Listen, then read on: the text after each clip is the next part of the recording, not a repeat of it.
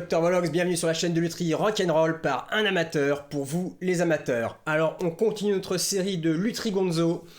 Cette semaine on s'attaque au Radius. Je vous rappelle que cette guitare est à gagner, il vous suffit de liker, de commenter et d'être abonné à la chaîne pour gagner cette guitare. Enfin sur toutes les vidéos qui parlent de cette guitare, voilà.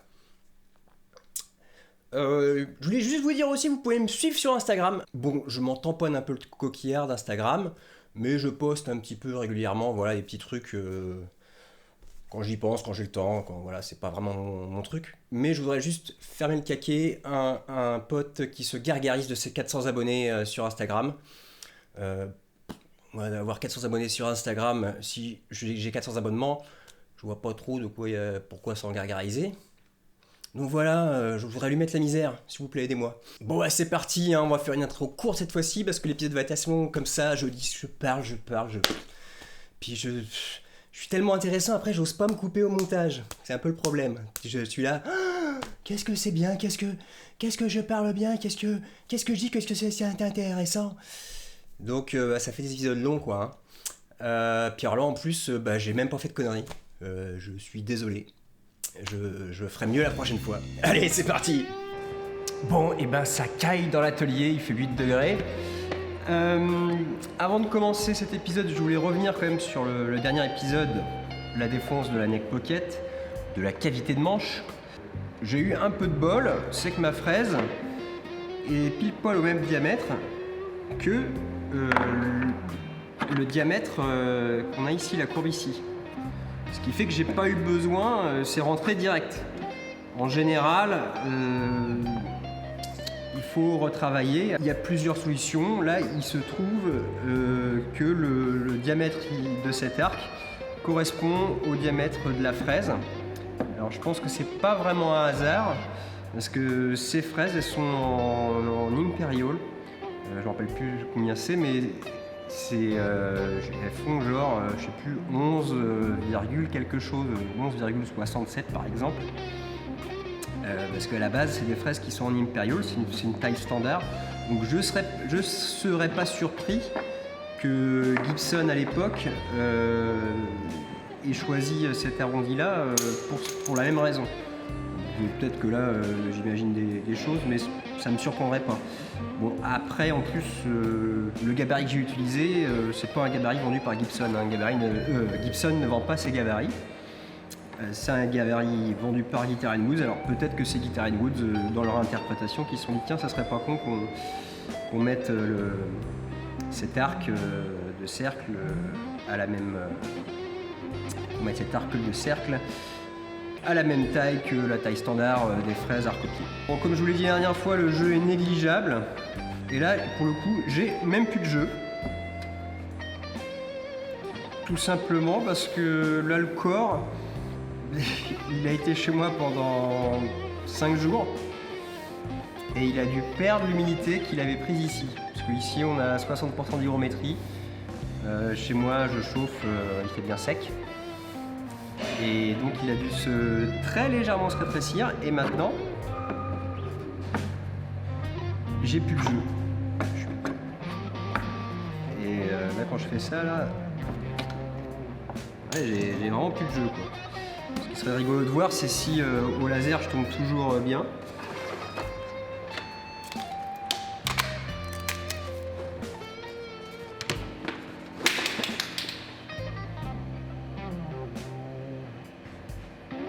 Et ouais, je suis nickel.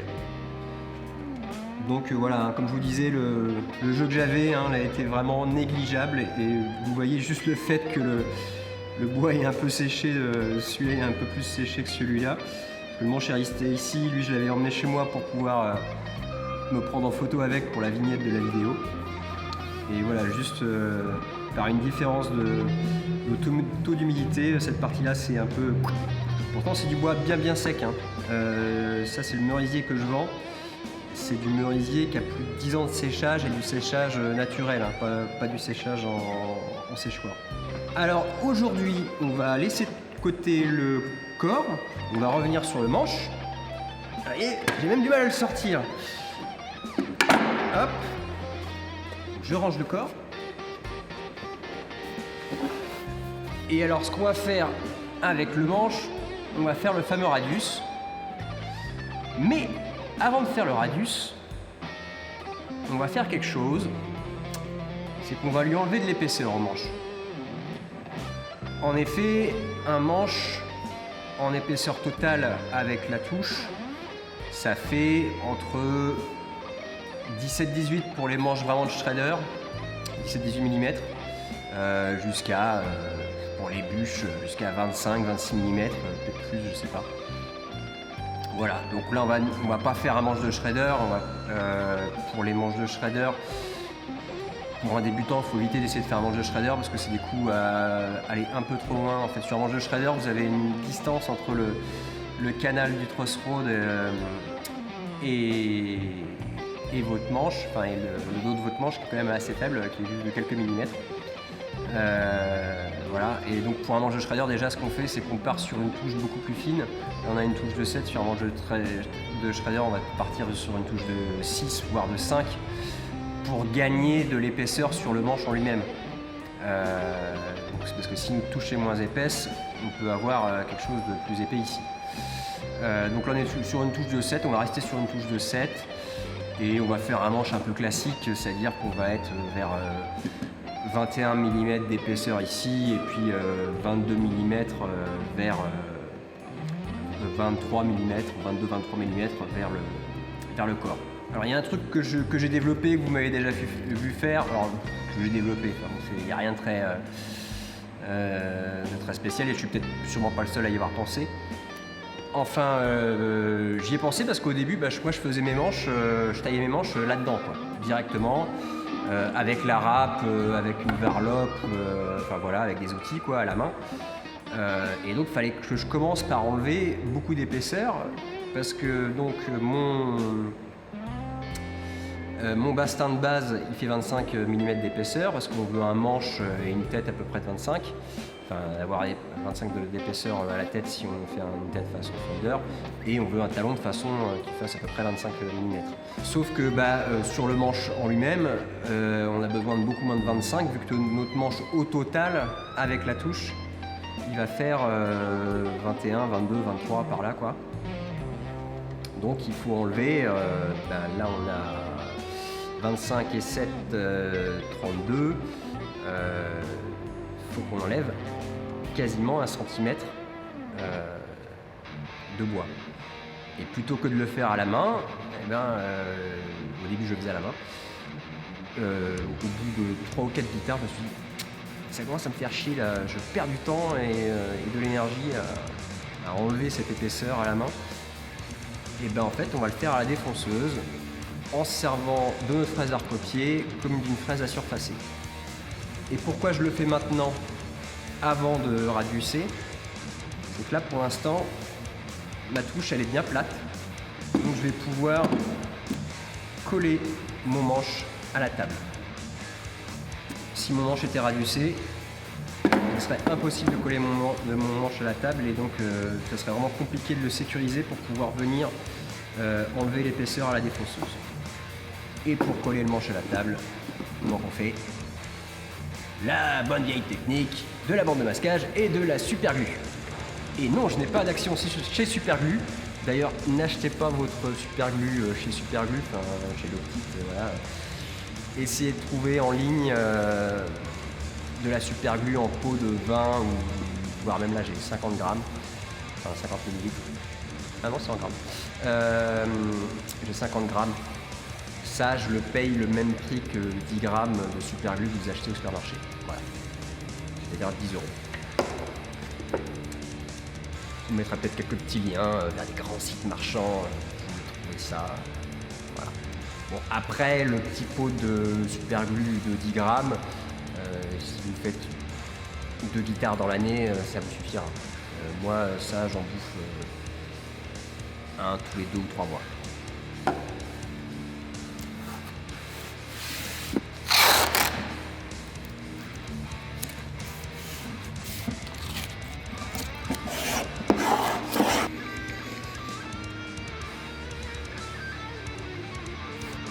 Moi d'habitude j'ai pas la touche déjà collée quand je fais ça.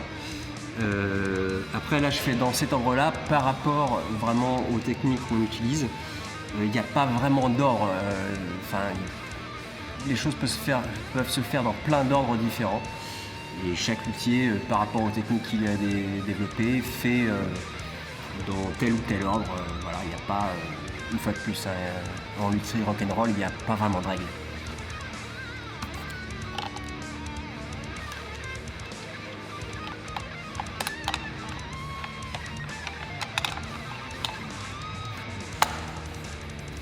Ok, ma défonceuse est en place. Par contre, il faut pas que je vienne défoncer jusqu'au bout. Et là, faut pareil, faut pas que j'aille défoncer trop loin. Donc il faut que je sache où est ma jonction corps-manche. Et que il faut pas non plus que je vienne jusqu'à la jonction corps-manche. Il faut que je me laisse, on va dire, 2 cm pour faire une transition en douceur. 2 voire même 3 cm pour garder une marge de sécurité. Pour avoir un truc pas trop... Ouais, c'est toujours un peu au pif. Alors si vous avez fait un plan avant, vous pouvez mesurer sur votre plan avec 3 cm.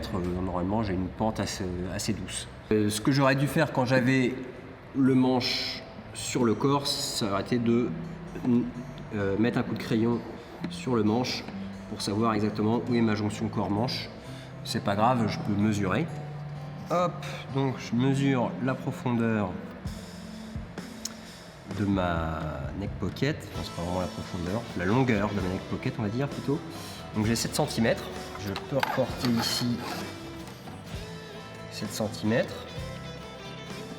auquel j'ajoute 3 cm. Donc on est à 10, voilà.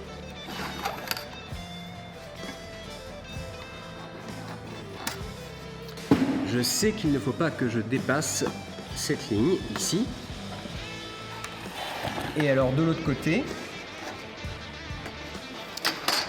ce que je me suis rendu compte en fait, c'est théoriquement je pourrais aller jusque là, jusqu'à mon cilier en fait, juste avant mon cilier. J'aime bien prendre un petit peu plus quand même pour donner garder de la force ici pour avoir gardé un maximum d'épaisseur ici, donc je vais un petit peu plus loin. De toute façon, quand on joue, notre main elle va jamais là, notre main elle s'arrête ici. Non, c'est cette main là. Voilà. Quand on joue, notre main elle va jamais plus loin que ça.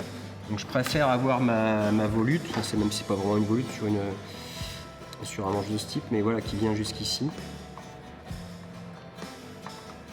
Je dessine vraiment vite fait à l'enlever.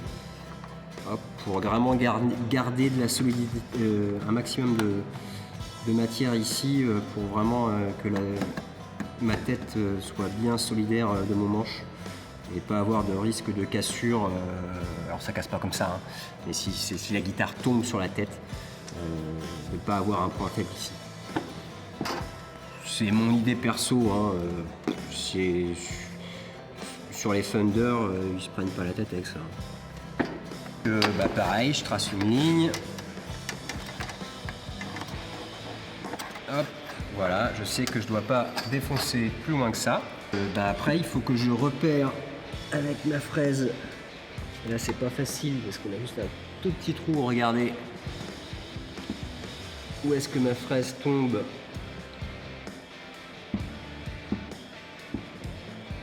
Voilà. Et là, ce que je fais, je repère sur mon manche là où s'arrête ma réhausse. Et je vais faire la même chose de l'autre côté.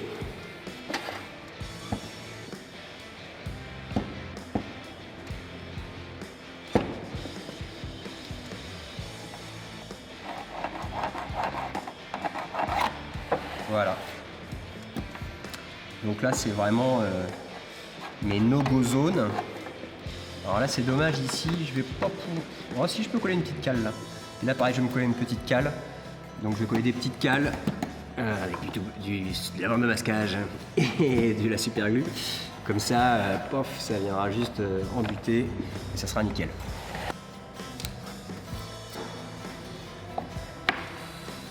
Oh, celle-là, je peux même ne pas la coller en fait. Si j'ai un petit serre-joint. Voilà, je viens d'économiser un tout petit peu de super glue. Par contre, de ce côté-là, pas le choix.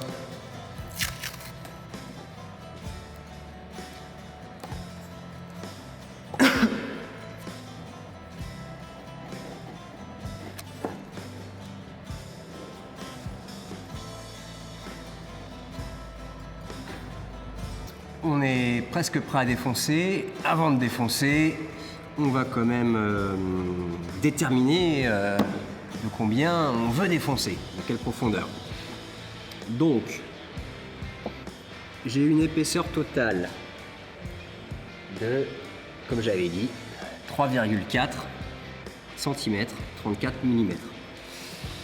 Je veux rabaisser ces 34 mm. Je veux que mon manche à la fin, il fasse, on va se laisser, on va dire que mon manche à la fin, je veux qu'il fasse 21 mm d'épaisseur. Je vais me laisser quand même 1 mm de marge. Donc je veux défoncer, descendre à 22. J'ai dit 34, il faut que je descende de 12 mm. Alors ce que je vais faire une première passe à 2 mm. Et après je descendrai de 10 mm vu que je peux faire que de 10 en 10 avec cet outil très précis. Ok, avant de commencer, je vais mettre mes petites protections pour les oreilles.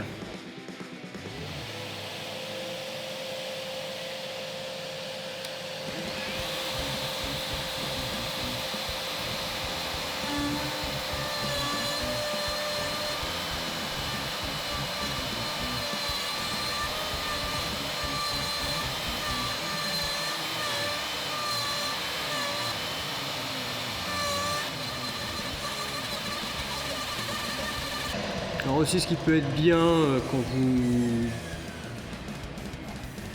vous utilisez les défonceuses comme ça, qui peut y avoir des éclats de bois qui volent un peu partout, c'est de vous protéger les yeux.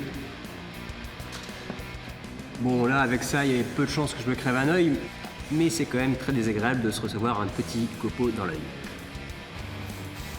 Donc je me remets au zéro,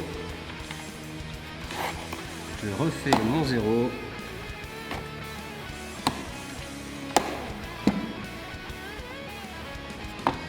Et c'est parti, maintenant j'ai encore 10 mm à enlever et par contre j'enlève pas les 10 mm d'un coup, hein. Je vais faire des passages de 3 mm.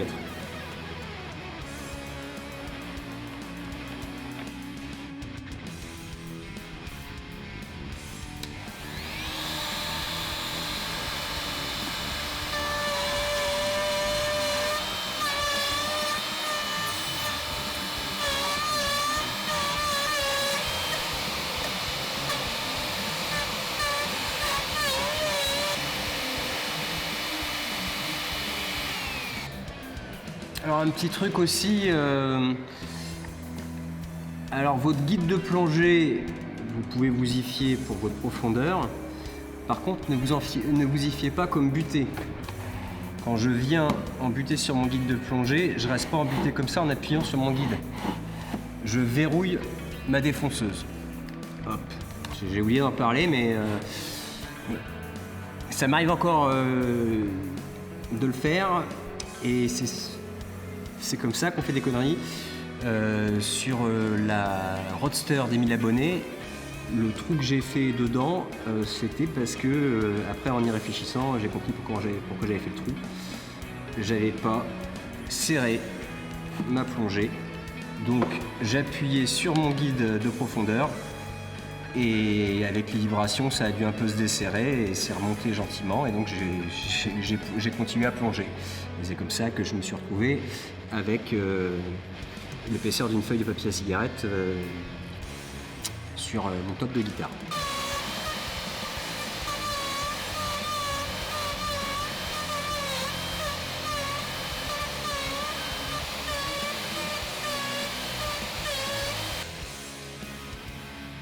Donc là j'ai enlevé 8 mm.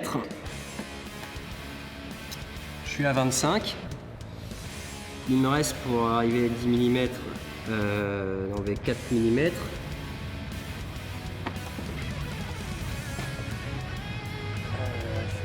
À 25. Et donc là, quelque part, j'ai 1 millimètre qui s'est perdu, donc c'est quand même bien voilà, de pas trop faire confiance à ça, hein, de régulièrement vérifier. Parce que là, typiquement, si j'enlève encore 4 mm, je voulais tomber à 22, bah là je tomberai à 21. Donc il faut que j'enlève que 9 mm au total. Donc il ne me reste que 3 mm à enlever. Par contre, 22, je les veux ici. Ma deuxième partie de manche, je la veux un poil plus épaisse.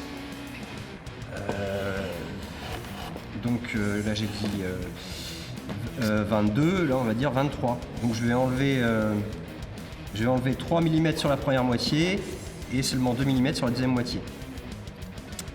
Donc en fait ce que je vais faire un premier passage où je vais enlever 2 mm sur l'intégralité et un deuxième passage où j'enlèverai que 1 mm sur la deuxième partie de mon manche. Et là c'est vraiment à vue de nez, hein, j'enlèverai 1 mm de plus ici. Ça aurait été pas mal en fait. Plutôt que ce que je fais d'habitude, en fait, je viens de m'en rappeler. Là, quand j'ai dessiné, j'ai dit que là j'avais, quand c'était ma jonction corps-manche, j'aurais pu dessiner mon talon. Je dessine mon talon et je sais jusqu'où je défonce. C'est comme j'ai fait ici en fait. Donc là, en fait, mon talon va être assez court, mais voilà, je vais m'en débrouiller. C'est pas un souci.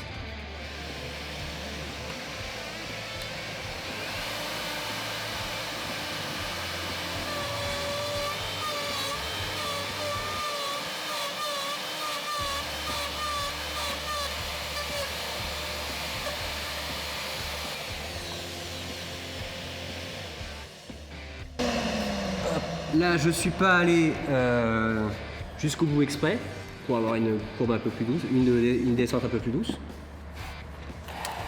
Je mesure au fur et à mesure parce que là, je vous parle en même temps. Je suis pas très, donc ça me déconcentre. Je suis pas vraiment à 100% à ce que je fais. Tac, donc c'est bien ça. Là, je suis à 23. Donc il me reste bien 1 mm à enlever sur la partie haute du manche.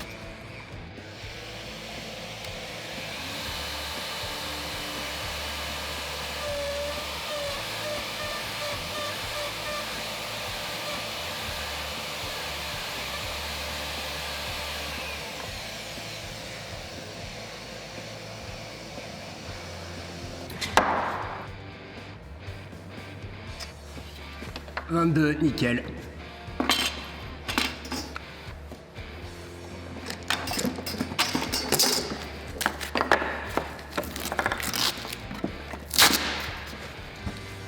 Donc voilà, ici vous voyez toute l'épaisseur qu'on vient d'enlever en 5 minutes à la machine.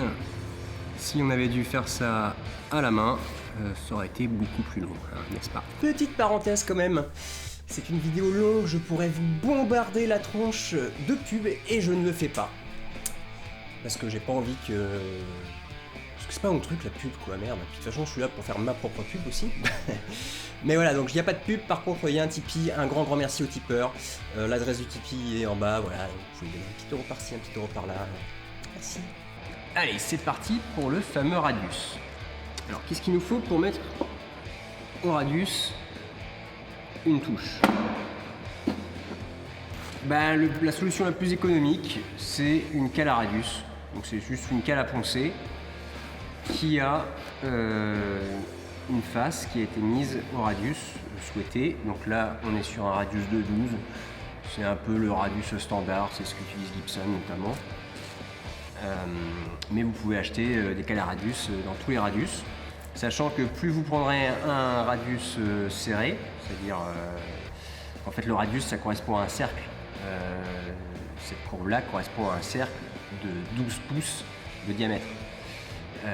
Donc il y a des radius qui vont jusqu'à 7,5 ou 7 écarts, je sais plus, chez Thunder. Donc on est sur un tout petit cercle, donc on a un radius beaucoup plus fort. Donc ça veut dire beaucoup plus de ponçage aussi.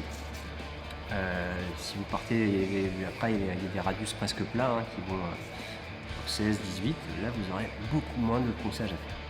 Bon après il faut aussi penser à à ce que vous avez comme chevalet. si vous partez sur un tunomatique par exemple, il faudra rester autour de 12 parce que naturellement le tunomatique est prévu pour être sur un radius de 12. Avec un chevalet où les pontées sont vraiment réglables indépendamment, là vous pouvez prendre un peu ce que vous voulez comme radius. Ce qui est pas mal d'avoir aussi, ça coûte vraiment pas très cher. Ah oui, pardon.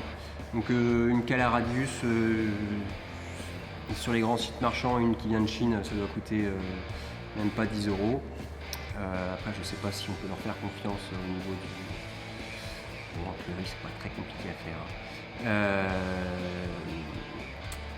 Et sinon, bah, celle-là, ça vient de chez Guitar & Woods, donc magasin basé au Portugal, qui a des prix vraiment très intéressants. J'en ai déjà parlé, je vous remets le lien. Voilà, et je sais plus combien ça coûte sur Guitar & Woods, mais c'est vraiment pas très cher. Alors si vous avez les moyens, l'idéal c'est de s'acheter une cale à radius en aluminium, là vous êtes sûr que ça bouge pas. Mais là, ça c'est du frêne coupé dans de la... C'est du frêne et c'est coupé dans le quartier, donc c'est...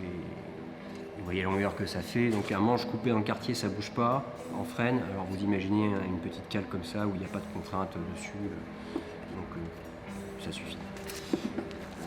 Et bien sûr il vous faut du papier abrasif qu'on va venir coller sur la cale et on va commencer au plus gros possible, au 80. Enfin, il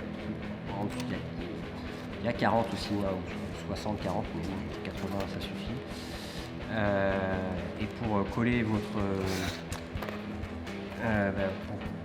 papier à poncer, c'est toujours la même technique, hein, scotch de masquage, super glue.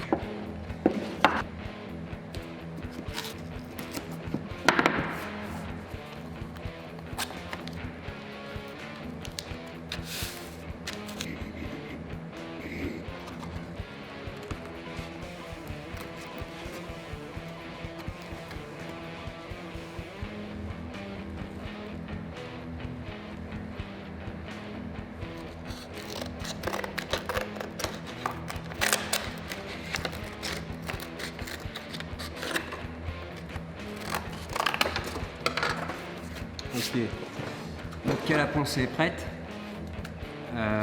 Par contre, voilà, vous voyez le problème. Donc on va, comme d'hab, hein. Oui, je bouffe des quantités industrielles de bandes de masquage et de super glue. Et je suis pas le seul dans le métier. Alors, ce qu'il faut savoir, c'est que quand on ponce comme ça à la main, on fait des erreurs. Et si on ponce toujours dans la même position, enfin, de la même façon, imaginons que je commence à poncer comme ça. C'est ce mouvement-là. Je suis pas une machine. Il y a forcément, je vais avoir plus de pression d'un côté que de l'autre, voilà. Donc je vais poncer plus fort d'un côté que de l'autre. Et si je reste toujours dans la même position de ponçage, eh bien je vais accentuer vraiment mon défaut. Donc l'idée, quand on fait le radius, c'est de tout le temps changer de position. Donc je commence comme ça par exemple.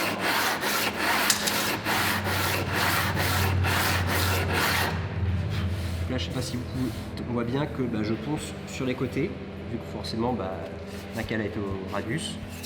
Et vraiment l'idée c'est qu'on ponce que les côtés et qu'à la fin, ici, on garde la même hauteur qu'on avait. Hein. Donc là on a 7 mm, on va garder 7 mm. Mais déjà, on va bien se réchauffer, là j'ai froid, je vais bien me réchauffer en ponçant ça. Voilà, je sais plus, j'ai un truc à dire. Ah oui, si. En même temps que vous commandez une cale à radius, de toute façon il faut essayer de grouper les tirs. Hein. Si vous commandez des trucs chez Guitar & Woods, ils sont au Portugal, donc les frais de port sont un petit peu élevés. Donc il faut essayer de commander un maximum de choses en même temps.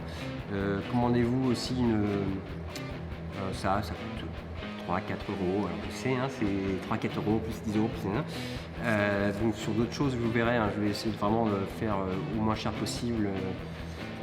Mais il y a des choses, vous ne pouvez pas y couper. Donc ça c'est une comment dire, gauge in English. Ça vous permet de vérifier votre radius. Donc là j'ai 12 pouces et ça vous permet de vérifier votre radius. Bon, là je vois bien que j'ai à peine de commencer, que j'ai encore du ponçage à faire, mais ça permet de contrôler au fur et à mesure. Et puis surtout que vous allez, comme je vous disais, vous pouvez faire des erreurs que vous allez accentuer. Donc contrôler régulièrement, ça vous permet de voir où vous en êtes, de voir si vous êtes en train de faire une erreur. Voilà. Et donc, comme je vous disais, on commence à poncer d'une façon. Et là, je vais changer.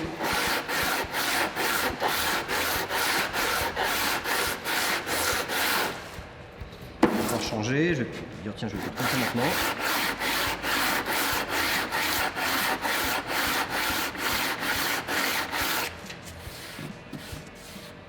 Alors là, ça dégage de la poussière très fine, je commence à le sentir. Je vais me mettre un masque anti-poussière.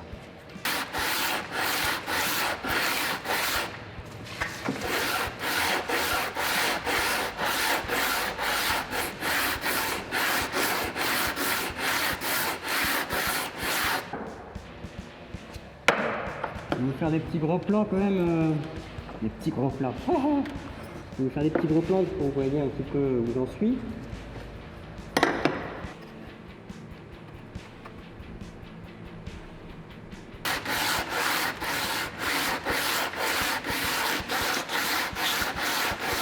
Je peux même changer de côté de mon établi.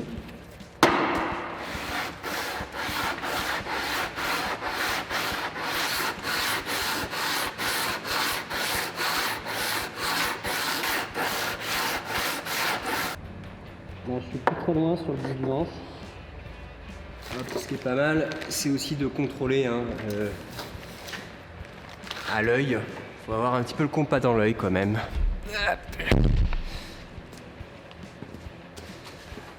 Voilà, je vérifie que je suis pas en train de poncer plus d'un côté que de l'autre.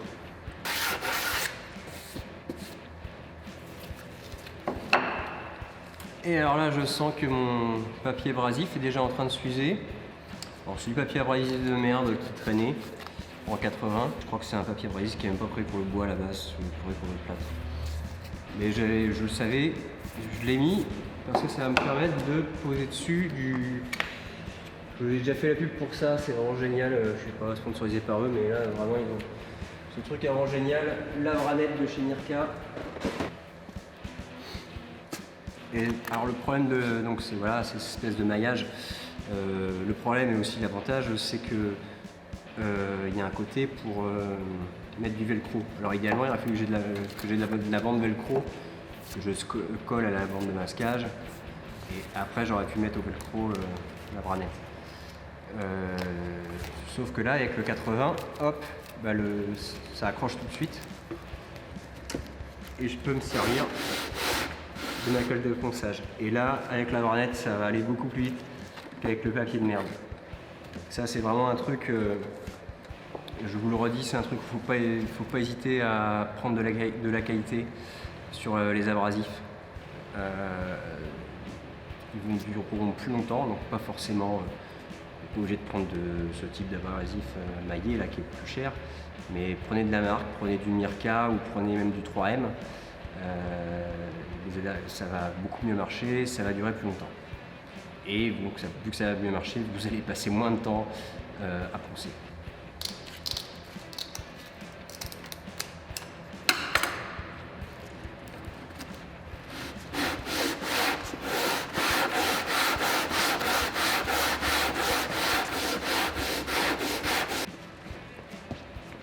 Et là, je sens tout de suite que la différence, que j'enlève beaucoup plus de matière.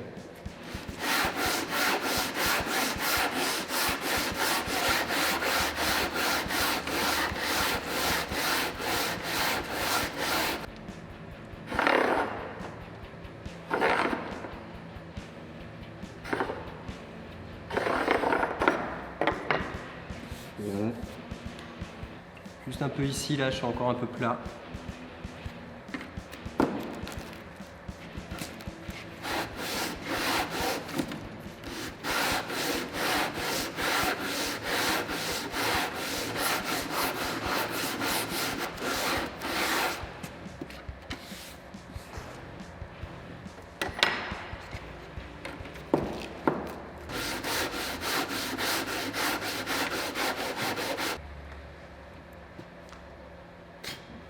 Bon bah ça y est, je suis pas mal.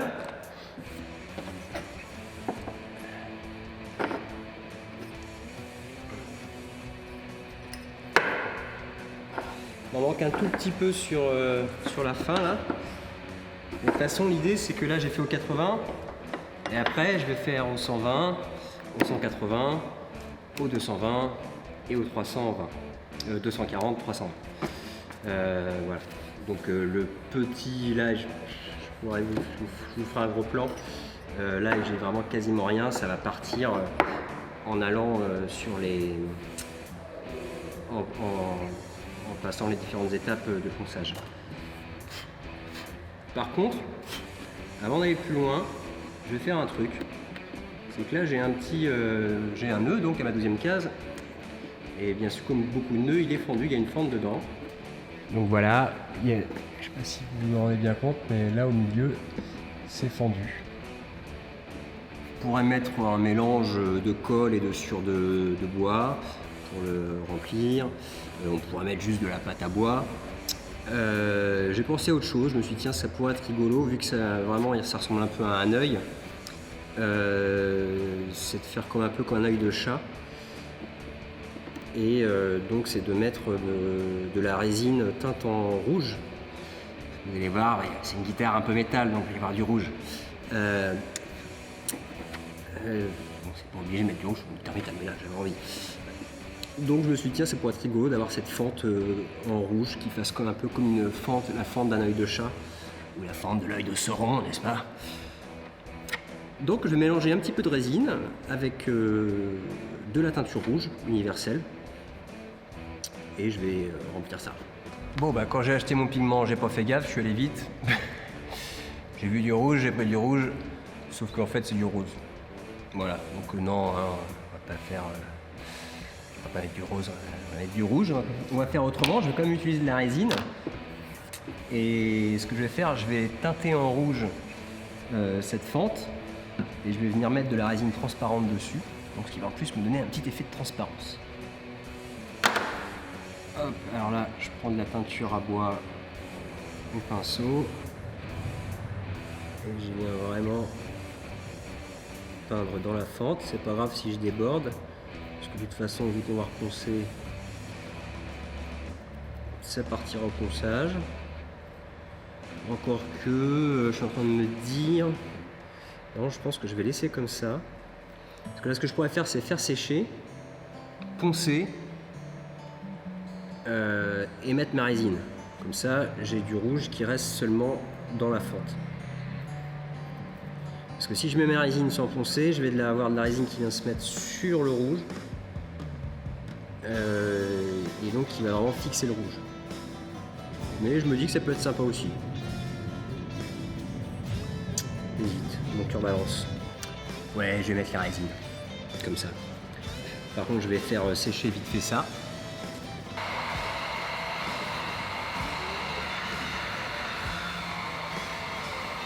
Donc doucement avec le décapeur thermique. Hein. C'est vraiment, j'y vais très très léger.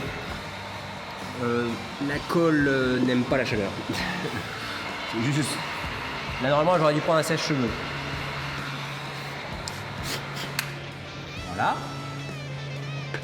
Et donc pour la résine, je vais prendre en fait, c'est de la résine époxy, mais en fait c'est ce qu'ils appellent de la colle époxy, mais c'est tout simplement de la résine époxy, sauf que vous avez un mélange durcisseur résine un peu plus élevé pour que ça sèche plus vite.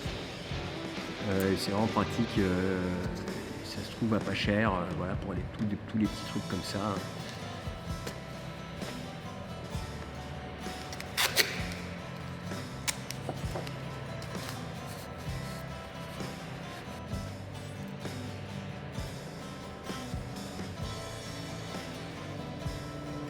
Donc on mélange bien les deux. Alors là je suis pas vraiment à une bonne température d'utilisation. Hein. Il fait 8 degrés dans l'atelier. Normalement il faut plutôt utiliser ça quand il fait 20 degrés. Mais bon, vu que c'est de la colle, comme je vous disais, il y a un gros...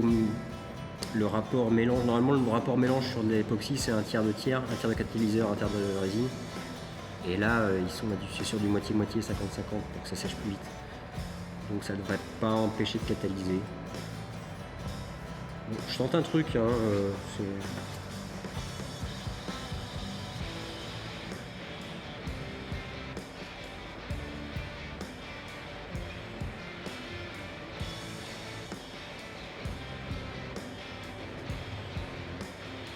vais redonner un tout petit coup de chaud pour faire remonter les micro-bulles.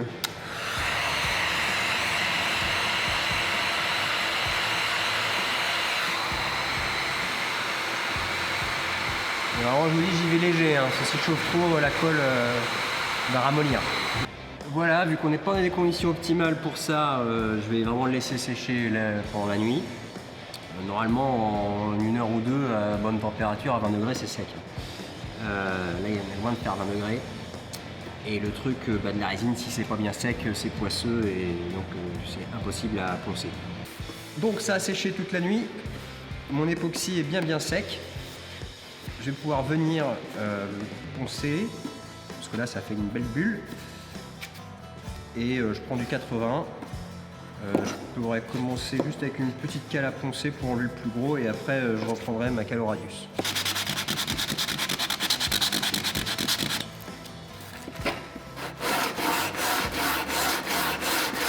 Là je suis quasiment...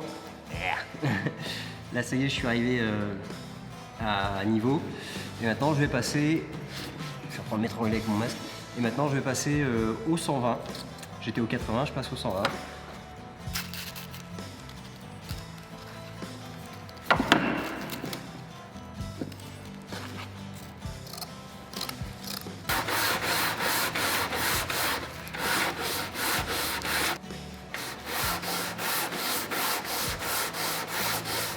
Il manque encore un tout petit peu là, c'est même pas la peine de faire un gros plan, vous ne le verriez pas à la caméra.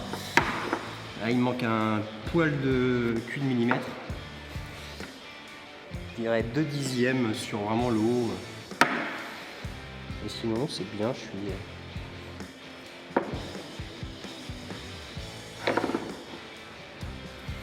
Voilà, donc là je vois qu'à des endroits, justement il est temps que j'arrête parce qu'il y a des endroits, je suis limite entre le 12 pouces de radius et le 10 pouces. Forcément, comme je vous ai dit, on fait des erreurs en fait. On appuie trop d'un côté ou de l'autre, c'est vraiment difficile de... Donc il faut savoir s'arrêter.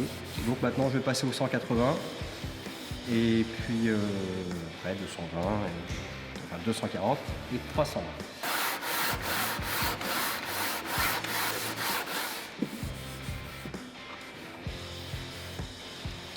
Et maintenant je vais passer au 240 et pour le 240 enfin moi je pense, après ma parole n'a pas valeur d'évangile, personnellement arrivé au 240 on est vraiment sur quelque chose de très fin, vous n'allez pas faire bouger votre radius, donc je prends justement une cale en polystyrène, comme ça je suis sûr de pas, il va épouser naturellement la forme de mon radius. Par contre, il ne faut pas faire avec une cale dure. Si vous faites avec une cale dure, là vous risquez, la seule cale dure que vous pouvez utiliser, c'est votre cale à radius. Mais donc pour le 240 et le 320, on est vraiment sur de la finition. Une cale un peu souple comme ça, polystyrène, ça suffit.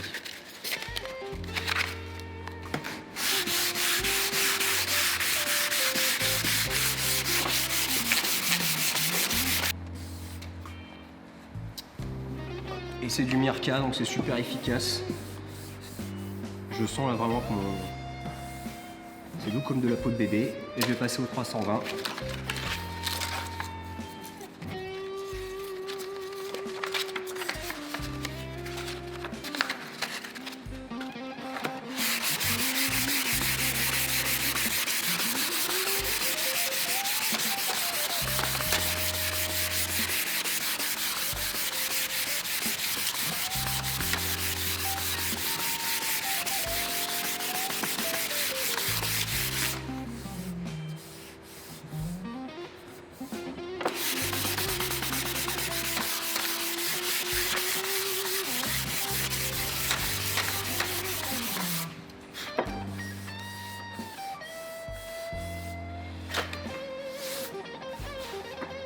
Et voilà.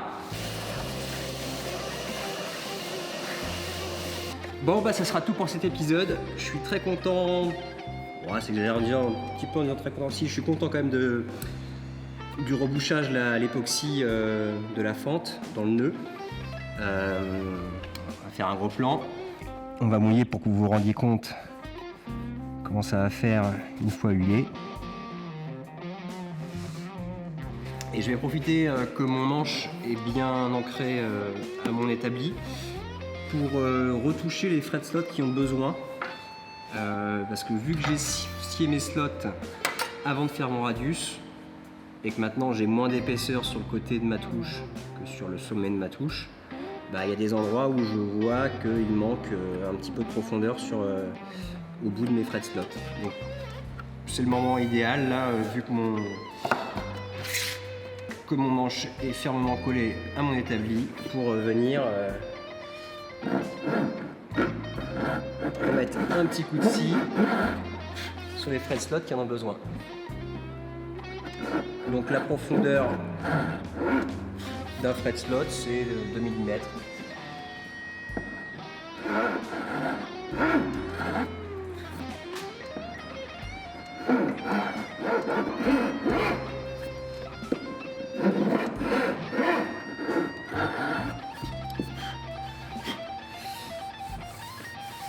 Ça peut être bien aussi de le faire avant vos dernières étapes de... Enfin, par exemple, une fois que vous avez fait le 80, faites-le. Comme ça, si vous mettez un coup de scie et que vous rayez votre fretboard, c'est pas grave, vous êtes au 80, vous allez faire le 120, le 180, le 240, le 320 après. Voilà. Ça aurait été plus malin de ma part de le faire après le 80. Hop. Cette fois-ci, c'est tout pour aujourd'hui. À vous les studios. Et voilà. Hop, hop, hop. Donc j'ai quand même oublié de faire un truc, parce que c'est un truc que j'avais plus besoin de faire. Je vois que j'ai oublié de faire un truc, j'ai oublié de me raser. Normalement je me rase quand même pour les vidéos, pour être joli pour ma maman. Mais là j'ai oublié, désolé. J'ai oublié de faire un truc quand même, chose que je n'avais plus besoin de faire avec mon super gabarit. C'est que j'ai oublié de vérifier que quand même tout ça c'était bien droit. Parce que j'ai bien vérifié la courbure. Mais il se pourrait très bien que j'ai un peu trop poncé par là et un peu trop poncé par là. Donc la prochaine fois, je checkerai ça avant de poser les frettes. Je pense qu'on posera les frettes la prochaine fois. Ou peut-être que je reviendrai au corps, je sais pas encore, j'ai pas décidé. Voilà. Bon, bah, c'est tout pour cette semaine. Je vous dis à très très vite. Non. Bon, c'est presque tout pour cette semaine. Juste, il y a un petit truc quand même. J'ai envie de vous montrer une nouvelle chemise. Qui dit nouvelle chemise dit nouvelle guitare. Donc ça va venir bientôt là. J'ai fini une guitare. La première Volox TTC, toute taxe comprise. La première Volox que je vends vraiment à un client et pas à un copain. Voilà. Donc ça sera d'ici 15 jours. Elle est finie. Juste j'ai quelques petites finitions à faire, 2-3 petits détails à reprendre. Et puis je vais lui envoyer. C'est lui qui fera la démo de la guitare. Parce que tiens, c'est bizarre, c'est un musicien qui m'a commandé une guitare. Enfin voilà, bon, à très vite, and don't forget to rock and roll.